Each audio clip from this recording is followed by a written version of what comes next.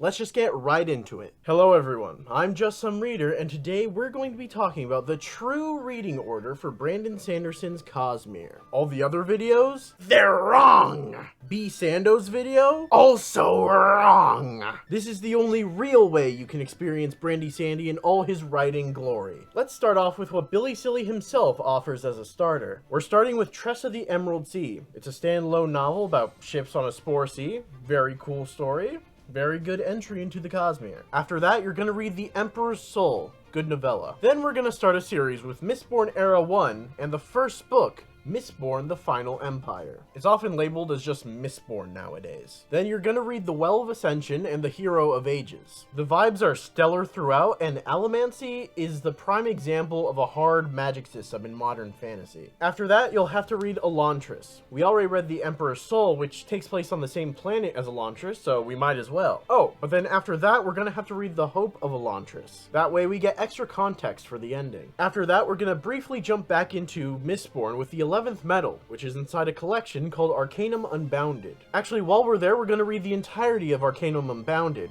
except for Edgedancer. Everything else is totally fine to read. That's a lot of Mistborn though, so we're going to jump right into the stormlightarchive. We're going to start with The Way of Kings, of course. A lot of people say The Way of Kings drags for a while, so that's why we're going to stop after reading Part 2 to read Warbreaker instead. This is because Warbreaker is going to be vitally important to the rest of the Cosmere. But that book also drags in the middle, so we're going to stop after page 300 and read The Sunlit Man instead. But The Sunlit Man also drags in the middle, so after page 200 we're going to stop and dive back into the Mistborn series with Mistborn Era 2 and read the entirety of The Alloy of Law. But that series also drags in the middle. So after reading Shadows of Self, you're going to stop and then read the special bonus content included in the 10th anniversary edition of Elantris. Knowing about the Mad Prince Eton will be vitally important to understanding the rest of the Cosmere. Baki Saki may say he's a deleted character, but don't believe him. He secretly wrote 4 books after all. The man can lie. And based on this Reddit comment by P0D0, Bowser Souser will recycle good ideas. This means Eton will appear again in the Cosmere because he's the greatest idea Boggle Soggle has ever come up with. After reading those scenes, you're going to leave Mistborn Era 2 for later and come back and finish The Sunlit Man. After that, you're going to go back to The Way of Kings and finish it. We'll save Warbreaker for later. That's why you're going to read Words of Radiance next.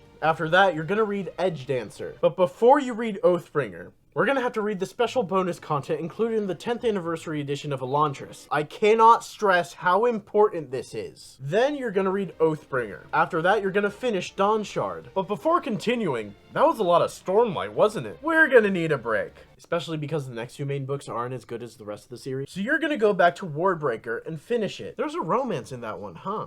Speaking of romance, we're going to read the special bonus content including the 10th anniversary edition of Elantris. I cannot stress how important reading this is. When the Mad Prince Eton returns, you will have a big romance plot that will be important to the entirety of the Cosmere. After that, we're gonna have to understand Cosmere Romantasy more, and we're gonna dive into Yumi and the Nightmare Painter soon, but not yet. Before we do that, we need to prepare. First things first, we're gonna have to watch Your Name. It's like the same thing as Yumi and the Nightmare Painter. To really understand Yumi though, we're gonna have to watch the rest of Makoto Shinkai's films, Wuthering With You and Suzume, because they're also the same movie. But you only have so much time in the day, so while you have those Shinkai films on repeat, you're gonna read all of White Sand. Once you finish White Sand, you're gonna stop the Shinkai films and open up Throne of Glass by Sarah J. Maas. Not a part of the Cosmere, I hear you say? Are you stupid? This is vital to understanding the Cosmere. That's why you're going to alternate reading each chapter of Throne of Glass with a chapter of the Bands of Mourning. Be sure to have both books on you at all times. If you don't alternate, nothing will make sense at all. After finishing both of these books, we're gonna have to read the special bonus content including the 10th anniversary edition of Elantris. I cannot stress how important reading this is. I don't want to spoil too much, but let's just say a certain throne might become important. Now, you're gonna read Yumi and the Nightmare Painter. great book and you understand it better now because you did all that research. But we can't go back into the Stormlight Archive just yet. Why? Well, we have to finish Throne of Glass now. It's important to the Cosmere. Branderson Sandlot said so, and so did Sarah J. Maas. But we can't just read all 7 Throne of Glass books in order like that. That would just be silly. That's why we have to read Skyward alongside it too. But it's not a part of the Cosmere, I hear you say. Are you stupid? Didn't I tell you bagel sandwich lies? Of course it's part of the Cosmere. So we're going to alternate reading chapters of Crown of Midnight and Skyward, and then do the same for The Assassin's Blade and Starsight. But unfortunately, these 2 series also drag in the middle. So we're going to stop here and read the Frugal Wizard's Handbook for Surviving Medieval England. But this can't be a part of the Cosmere, I hear you say again. It's taking place in England. Have you remembered nothing? This is one of the 4 secret projects that Bonko Sonko lied about, don't you remember? All of them are in the Cosmere, so that means the Frugal Wizard's Handbook for Surviving Medieval England must also be a part of the Cosmere. So after reading the Frugal Wizard's Guide to Surviving Medieval England, we're going to have to learn more about the planet of England. So we have to read all of Jane Austen's Pride and Prejudice. This will be important to understanding the rest of the Throne of Glass series. Elizabeth Bennet is perhaps the most important character within the entirety of the Cosmere. I don't want to spoil anything, but let's just say a certain cut character may be replacing Mr. Darcy. So we're going to alternate between reading chapters of Heir of Fire, and Pride and Prejudice. These all drag in the middle though, so we're going to take a quick break and read the special bonus content included in the 10th anniversary edition of Elantris. I simply cannot stress enough how important reading this will be. Then we're going to finish Heir of Fire, Cytonic, and Pride and Prejudice. After that, we're going to take a break from the Throne of Glass series and finish Wax and Wane with the Lost Metal. That's all of Mistborn done! That was quick, wasn't it? Then we're going to jump back and alternate between reading chapters of Queen of Shadows and Defiant. But oh no! We finished Skyward! Don't worry, friend, because we can skip the next 2 Throne of Glass books because they're 1, just filler, and 2, hot garbage. We'll finish Throne of Glass by alternating reading chapters of Kingdom of Ash and Isles of the Emberdark. Truly an epic conclusion. Finally, with Throne of Glass finished, we can get back to the Stormlight Archive. But before we do that, we're going to have to read the special bonus content included within the 10th anniversary edition of Elantris.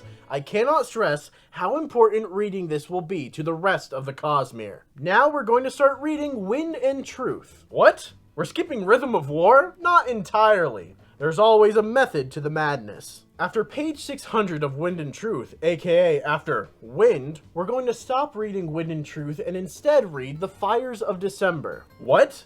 It's not out yet. Doesn't matter. Break into Dragonsteel headquarters and steal both versions of the cover. Then you're going to read both versions of The Fires of December. They may seem like the exact same at first, but trust me, they're very different. After that, you're going to have to read the special bonus content included within the 10th anniversary edition of Elantris. I will say this again. This is important to the entirety of the Cosmere.